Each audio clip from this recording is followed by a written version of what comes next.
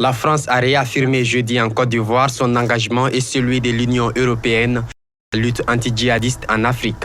La secrétaire d'État française au développement s'exprimait lors d'une visite de l'Académie internationale de lutte contre le terrorisme, AILCT, à Jacquesville, près d'Abidjan, où sont formés des militaires africains à la lutte anti-djihadiste. Elle réfute l'argument de la politique européenne de 2 poids 2 mesures par rapport à leur soutien en Ukraine. Vous pouvez toujours compter sur l'engagement total et déterminé de la France dans ce projet. Et vous savez très bien, nous sommes plus que jamais engagés aux côtés de nos partenaires africains dans la lutte contre le terrorisme.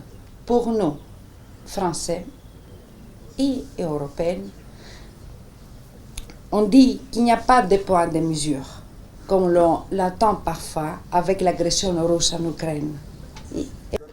Elle a participé au premier conseil d'administration de l'AILCT créé en 2021 par la France et la Côte d'Ivoire, ensuite rejoint par l'Union européenne, l'Union africaine et d'autres pays américains.